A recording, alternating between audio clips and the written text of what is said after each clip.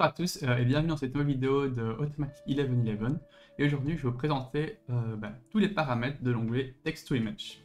Donc, pour commencer, je vais vous expliquer rapidement comment fonctionne Stable Diffusion, comme ça l'explication des paramètres sera probablement un peu plus claire. J'ai trouvé cette magnifique image qui illustre exactement ce que j'ai besoin.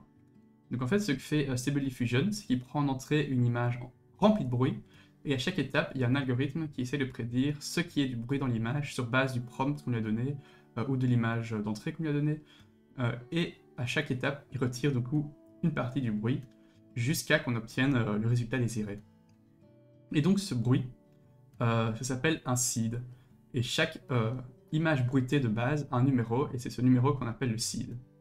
Donc ici déjà, la première chose que je vais faire dans cette vidéo, c'est fixer mon seed à par exemple 1000, et donc on utilisera tout le temps la même image bruitée en entrée, et donc on générera normalement tout le temps la même image en sortie si on garde tous les autres paramètres les mêmes.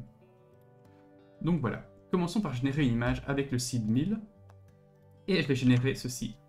An old man sleeping on a bench, park in the background, et je vais aussi mettre mon style Digital Oil Painting. Oil Painting. Générons ça et voyons ce qu'on obtient.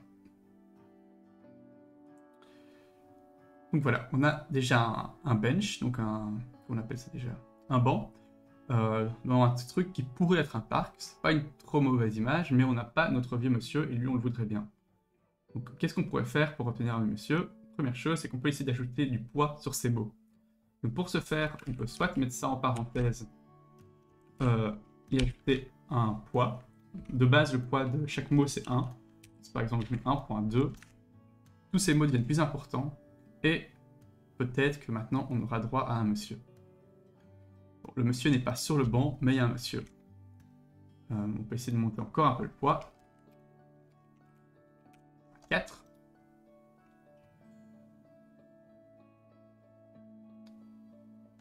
On n'est toujours pas sur le banc, mais on a vraiment maintenant un monsieur. C'est clair que c'est un monsieur. Ce qu'on peut aussi ajouter, c'est des mots comme girl, woman. On est sûr qu'on veut passer dans l'image. Et revoir ce que ça donne.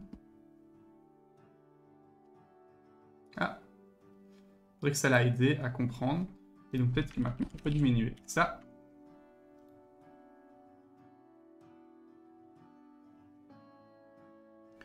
Et visiblement, oui. Bon, c'est pas une image parfaite, le monsieur est assis n'importe comment.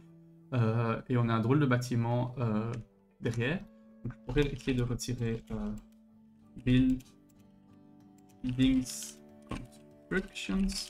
Donc ça c'est les negative prompts en fait, j'ai pas expliqué, mais c'est des mots que l'algorithme va essayer de retirer de l'image.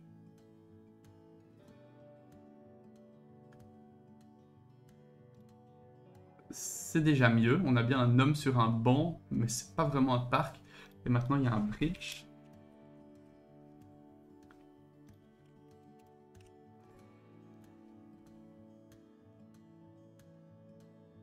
Voilà. Un vieux monsieur dans ce qui pourrait être un parc, mais son visage est complètement faux. Enfin, erroné, enfin complètement buggé. Mais bon, c'est pas grave.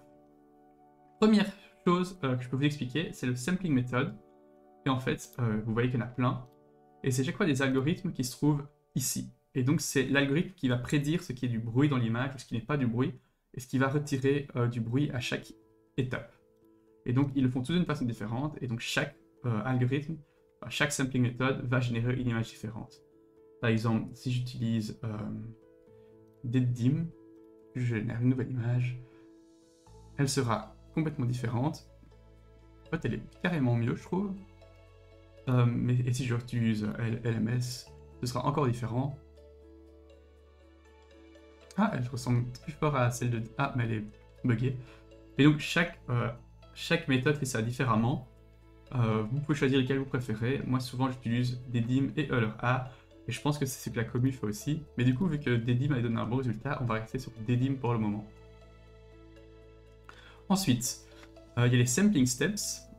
Et donc, c'est le nombre d'étapes ici qu'il y a avant qu'on atteigne l'image. Au plus vous en mettez, au plus il y a de détails en général, mais au plus ça prend du temps. Et aussi, il y a une sorte de maximum qu'on ne peut pas dépasser. Genre, souvent, à partir de 40 steps, on a déjà une image entièrement détaillée, et ça sert à rien de faire plus de steps et d'essayer plus loin, parce que ça va juste prendre plus de temps et rien faire de plus. Donc voilà, vous voyez, à 40 steps, bah, j'ai perdu les jambes du monsieur, donc c'est moins bon qu'avant. Et si je vais à 150, déjà ça va prendre énormément de temps.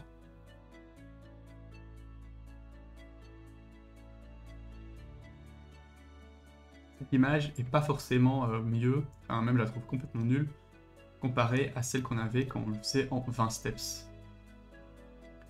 Donc on peut essayer de jouer un petit peu avec les steps, mais souvent rester entre 15 et 40, c'est largement suffisant.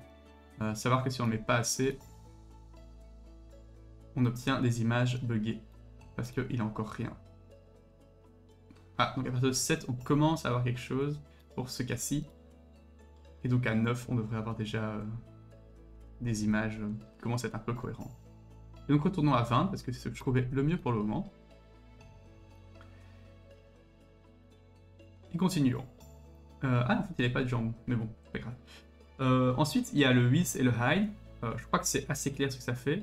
Le width, ça va augmenter la largeur de l'image et le height, la hauteur. Savoir que tous les modèles presque de Stable Diffusion sont entraînés sur des images de 512 pixels x 512 pixels. Donc, c'est sur ces images-là que ça marche le mieux. Et donc, si vous voulez générer des grandes images, il vaut mieux d'abord faire des images en 512 x 512 et ensuite les rendre plus grandes avec une autre méthode. On en verra une dans cette vidéo, mais il y en a plein d'autres. Et celle qu'on va dans cette vidéo, c'est une méthode assez basique. Mais donc, commençons pour vous montrer par générer une image, je sais pas moi, de 736 sur 512. Et voilà, on a une image plus en mode format de fond d'écran de PC. Rien de trop incohérent dans cette image, mais enfin comparé à la précédente. Mais en général, au plus l'image devient grande, au plus il y a des incohérences. Par exemple, on va avoir un chien à 3 têtes parce que il y avait la place pour dessiner 3 têtes. Ensuite, il y a le batch count et le batch size. Le batch count, c'est le nombre de fois qu'il va lancer le programme. Donc si je mets à 2, il va générer 2 fois des images. Donc voilà la première fois, et voilà la deuxième fois. La première image et la deuxième image et les deux batchs. Personnellement, je laisse toujours ça à 1 et j'utilise le batch size, et là il va lancer une fois le programme, mais il va générer tout de suite 2 images en le lançant une fois. Donc, par exemple, si je mets batch count à 2 et batch size à 2, au total j'aurai 4 images. Et donc voilà, ça ne change pas grand chose de le faire comme ça, mais je préfère le faire dans le size que dans le batch count. Ensuite, il y a le CFG Scale. Ça va spécifier à quel point Stable Diffusion doit essayer de suivre votre prompt. Donc au plus vous mettez une valeur basse, au plus vous allez garder des images cohérentes, mais au moins il faut faire attention à ce que vous avez écrit. Donc vous voyez qu'on a de nouveau le building qui apparaît, mais on a une image assez cohérente. Et si je le mets très haut, déjà 25 c'est énorme, on risque d'avoir plein d'incohérences dans l'image, mais ouf. Ah oui, il a même pas réussi. Peut-être 17. Donc on risque d'avoir beaucoup d'incohérences, mais qui suivent très fort le texte. Donc ouais, c'est pas incroyable. Souvent je reste à 7 et 8, moi je reste à 7 et 8, et je crois que la commu dit qu'il faut être entre 16 et 15. Et entre 6 et 15. Donc voilà. 7. Le seed, on a déjà parlé. Et les scripts, on va pas en parler parce que ça ne sert à rien pour le moment. Ensuite, il reste ces trois petits points ici. Donc, Restore Faces, ça va essayer de corriger les visages qui sont générés par l'IA. Donc la première fois que vous utilisez cette option, ça va prendre un peu plus de temps parce qu'il doit télécharger un modèle supplémentaire. Mais c'est un truc qui se passe après que l'image soit générée et qui va essayer de corriger les visages. Donc il faudrait que j'ai un visage pour le montrer. On va juste faire Smiling Face of Man.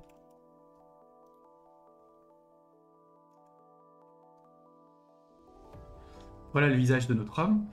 Pas terrible. Et déjà, je vais essayer plutôt de le mettre en mode photoréaliste. Parce qu'il faut savoir que cette option essaye de corriger les visages de façon photoréaliste, donc utilise cette option pour des visages par exemple de personnages animés, ça sert à rien parce que c'est contre-productif en fait, ça va juste casser l'animé. Donc voilà notre visage, et si je fais Restore Faces dessus, qu'est-ce que ça va changer?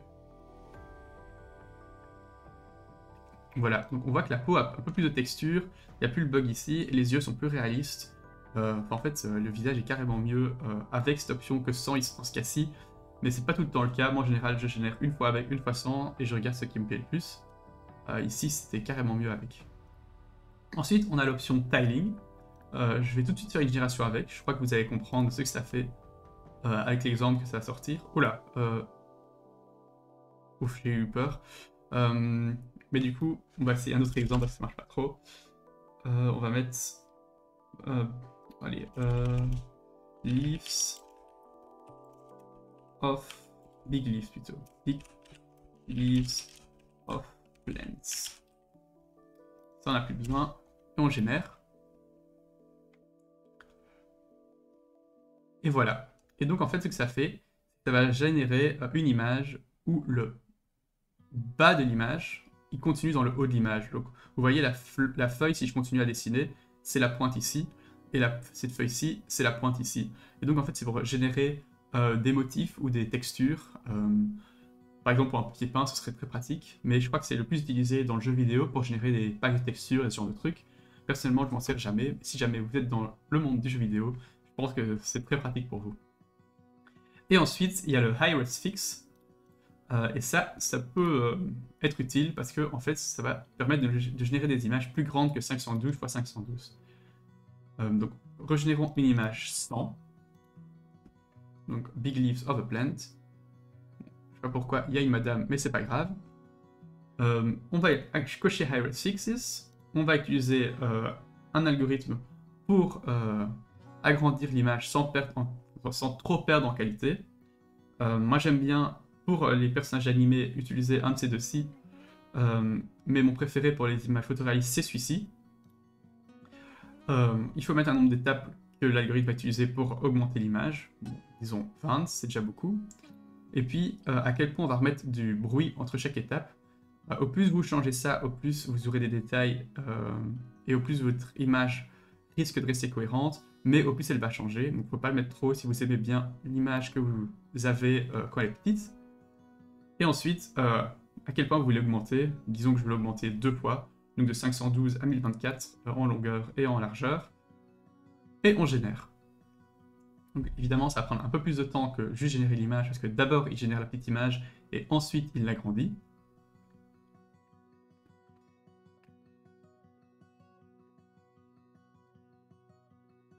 Et donc voilà, notre image en 1024 x 1024 pixels. Et donc pour vous montrer ce qui a changé, je vais peut-être ouvrir ce dossier-ci, avec les images d'aujourd'hui. Et donc ça c'était l'image à l'origine. Et ça c'est l'image plus grande de 1024 x 1024. Et on voit que elles sont encore assez similaires et on n'a pas trop perdu en qualité. Et donc voilà, c'est tout pour les paramètres text-to-image. Dans la prochaine vidéo, je crois que vous expliquerez comment installer des extensions.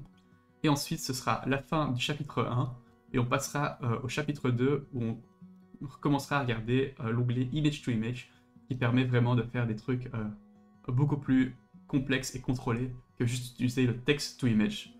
Donc j'espère que vous avez apprécié cette vidéo et à la prochaine, portez-vous bien.